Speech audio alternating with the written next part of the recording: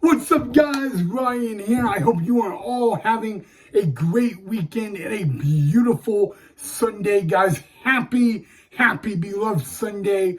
If you guys haven't seen my first video from earlier today, where I talked about regarding this Saturday's episode, that episode is on the channel, so go check that out if you haven't already. If you guys are new to the channel in some sort of way, hello, welcome.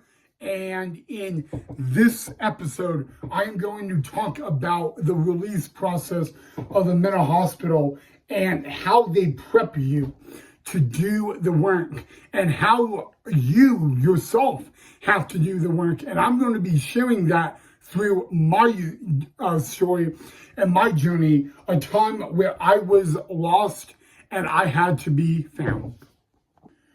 All right, guys, so what I meant by I was once lost and I had to be found. No, I did not go missing. No, I did not run away. That is a quote from the song Amazing Grace. I was once lost, but now I am found. And I'm going to talk about that in a specific way. How I was lost. I didn't know who I was. I couldn't recognize myself when I looked myself in the mirror. And through therapy, medication, and a lot of dedication and hard work, I was able to re-find myself and become the one person I always wanted to be, and take that one side of me that I did not like and I did not recognize and put it away for good. This is a process that was not easy by any means, guys. And I'm going to show you guys the way that I was able to do the work. Don't get me wrong, this work I had to do was absolutely not easy. But I did it, guys, and it all comes down to one word, and that is believe. You got to believe that you can do it. You got to believe that you can escape this mental chaotic side of you. And you got to believe that, most importantly, that everything will be okay and it will just fall into place. All right, guys, welcome back to Positive Time with Ryan on YouTube. I do apologize that I'm doing this in the garage. I'm giving my mom a little privacy so she can do something, and I need my own privacy so I can talk about this video yet this episode. So let me just make one thing clear about mental health and being in a mental hospital, okay? There's one thing you got to know, okay? When you are there, when you were sent there, it is up to you to do the work. It is up to you to put the effort in. You do not get better overnight. You do not get better. You guys got to know it takes time to get better, okay? That is one thing that I had to learn the hard way many times.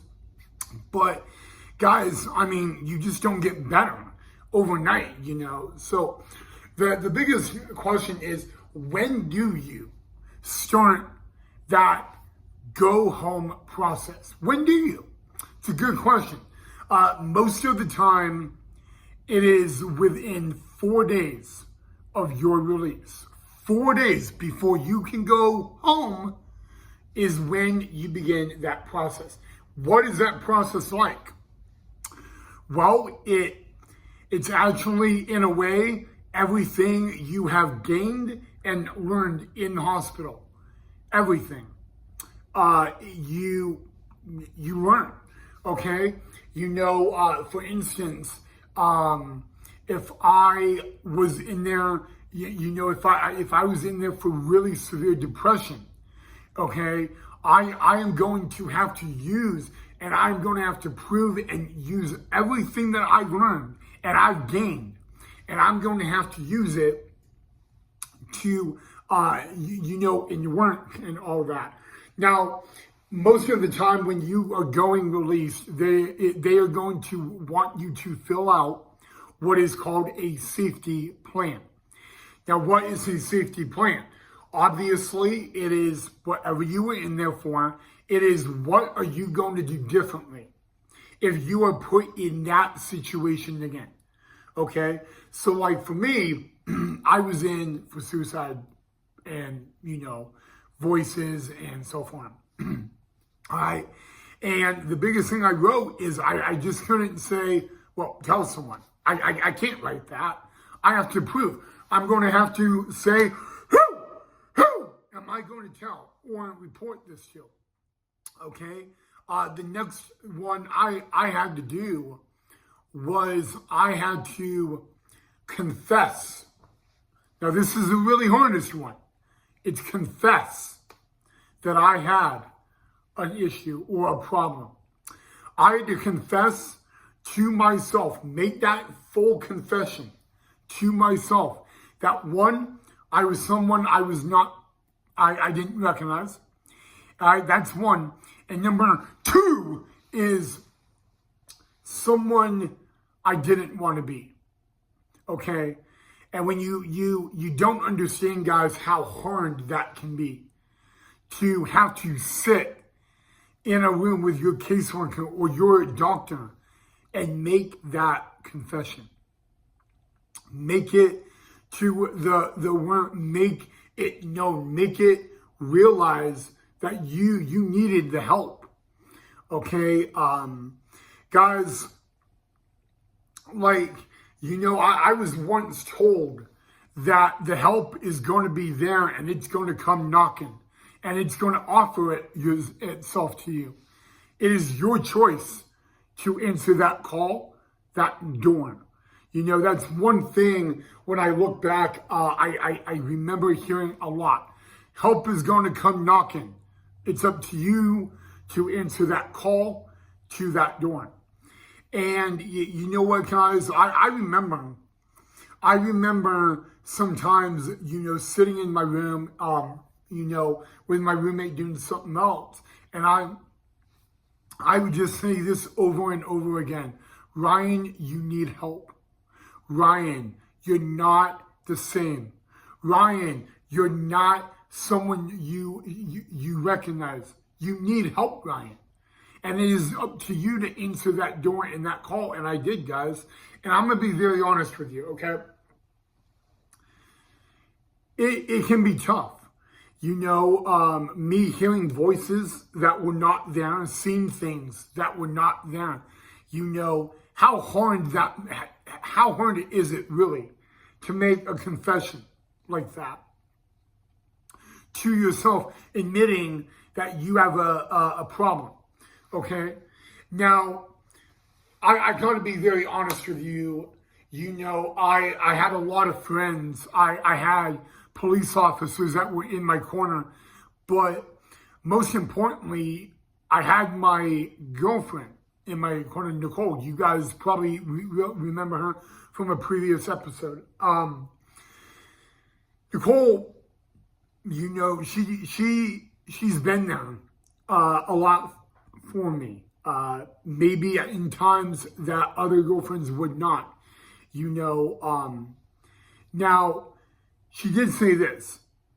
She did say that, yeah, I was crazy at times. I mean, she's like, Ryan, it scares me when you're in crisis. Ugh.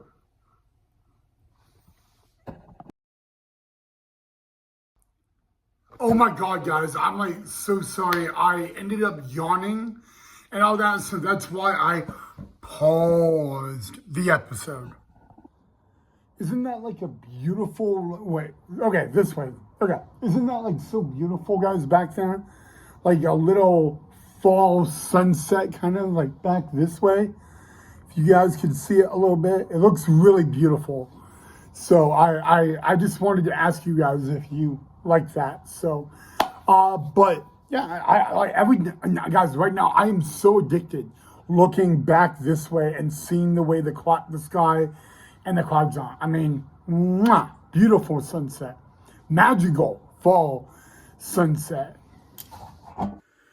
All right, guys, so I moved the episode back into my office because, I mean, like, it's fall it's getting cold outside and I don't want to freeze my butt off while doing the remaining of this episode. So, yeah, guys, a lot of paperwork that you have to do during the the last 3-4 days you have, other than safety plan number one is what are you going to do differently? Okay, and I explain it to you guys. I explain it to people in another way. I say, with drug and alcohol rehab, they always prep you on how to handle a situation like that again, because when you go out and all that, you're going to be tempted and put into that situation again. It's the exact same thing. So, what, guys, it's not a lot of paperwork, but it mainly is what you have learned and how are you going to apply it. It's kind of like school. You learn something at school, and how are you going to apply it? Even though between me and you guys, most stuff you learn in school these days, you don't really use a whole lot in regular day-to-day life. I mean, it's just my opinion, of course. But, yeah, so, the number one thing, guys, is believe. Okay, you got to believe in yourself. You got to believe that, you can do it and all that. But as crazy as it sounds, there's one thing you have to believe that even I didn't think you have to believe, because I didn't think that believing this even mattered at all, when it turns out it does matter. You kind of believe that the scenario is going to come around again. What goes around comes around, okay? So really, guys, it's about, believing that you can change, you can be better, you can, fight a battle. Because what, guys, AJ Lee, a WWE superstar, AJ Lee, a couple months ago on WWE Live TV, only on Netflix, she talked about her mental health journey. And, the one thing I can remember from what she said about her mental health journey is, and by the way, she's not just only a WWE superstar, she is also a New York Times best-selling author. But she says that every day is a fight. Every day is a fight, every day is a battle, and all you kind of know is two things. One, that fight is worth it, and number two, you are worth it. And I think the one thing my family has said time and time again is that not only will you just get through this, but it is worth it. I know a great way to put this is by Kelly Clarkson. What doesn't kill you makes you stronger, right? And so, you know what, guys, even though the past couple of days I've been going through, mental health struggles and all that, that's normal, and there are days, don't get me wrong, there are days that like everyone who knows me well can see it and can recognize it, and and then they say, well, okay, now that you see it, what are you going to do about it? Sometimes, guys, the biggest problem that people have is just admitting that they got a problem going on. And it may not seem like a big deal. It may not seem that big of a thing, but they kind of admit it, problems don't, I think when I was taught at a young age, it's like when you have a problem, you can't ignore it. You gotta fight it. You gotta go around it. You gotta figure it out. It's kind of like you don't run away from your fears, because, you can't conquer a fear by running away from it. You can only conquer a fear by facing it. And it's the same thing in mental health. Your mental health issues, guys, you can run for such a period of time, and then you're found in a situation where you only have two choices. It's either you face it and you confront the problem, or you keep running and it gets way worse each and every time. So, because usually I call the planning to get back into society the easy plan, because this is where your story gets written. This is where you get the opportunity to write your story during all this time on how it's going to end. I've had roommates that have sat me down and they have said that you got to remember what motivates you, what thrives you, what gets you up in the morning, what makes you excited, what makes you jump out of bed because you can't wait to do that. You got to find that, and all that. And guys, I'm talking about my experience, and again, I'm not perfect. All right, I believe if I was perfect, I would either not have these problems, or number two, I would be able to figure the problem out just like that. So, you know what, guys? Always believe in yourself, okay? And you know what? When you're not doing so well, it's really hard to believe in yourself, okay? And I think the one thing I have to do is I have to find something that's going to distract me. It's going to make me laugh. It's going to make me smile. It's going to, that could be watching, a TV show for 45 minutes or an hour, I think when you distract your mind in a really good way, you end up doing something that you may not realize right away. You're kind of dealing with the problem in a healthy way. You're not really running from your problems because you're actually trying to be happy. You're trying to get that out of your mind. And as much as mental health problems can get, like I said, you do have to face your mental health problems and confront them. But at the exact same time, guys, you don't have to always be locked in. All right? Because if you're always locked in, you're going to go bananas. I mean, guys, I've tried it.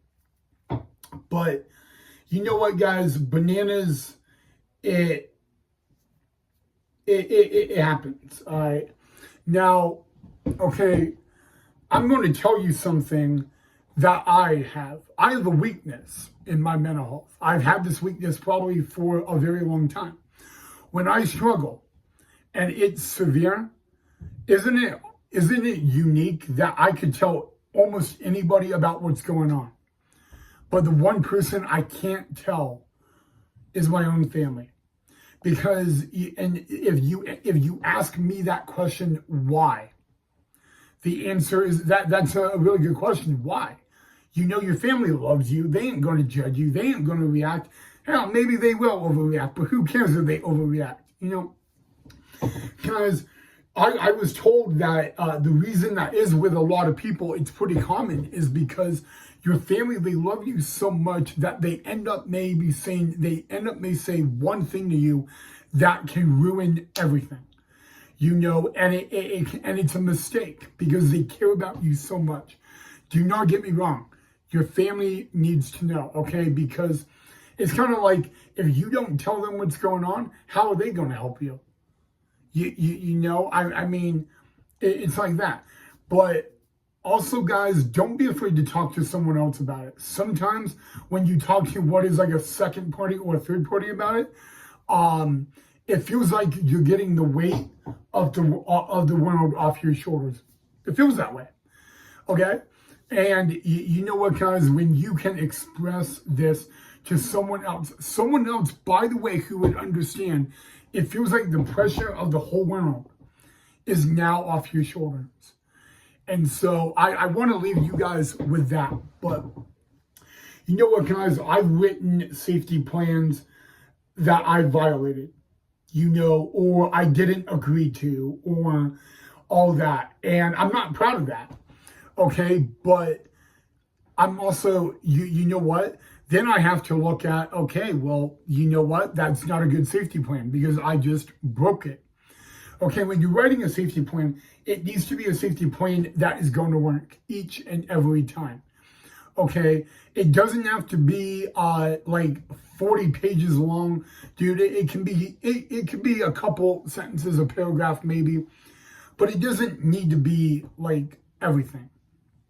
All right, so but yeah, guys, the final step into getting out of a hospital, guys, is the safety plan and being able to commit to it and follow it. Because if you don't follow it and you even break it by one little thing, it can end you right back up in square one where you do not want to be, by the way. So, yeah. All right, guys, before I end this episode, guys, I just want to remind you, one, it felt so great to get my Halloween costume today. Guys, my Halloween costume, $87. Like, are you kidding me? Got $87. That is how much.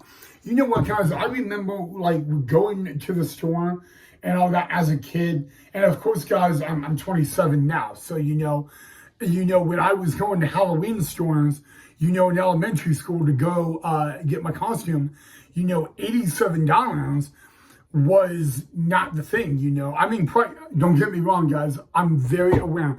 Prices have changed. Okay, everything is more expensive than it used to be.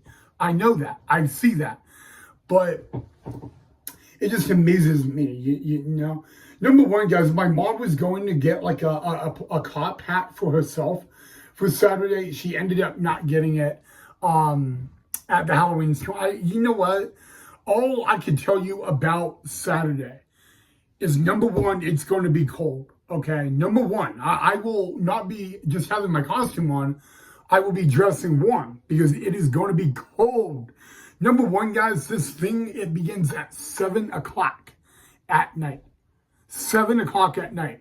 And when you're in October, this part of October, here in Boise, Idaho, at 7 at night, it ain't warm out, dude. It ain't time to go out for a jog. It's time to bundle up, get warm, get cozy.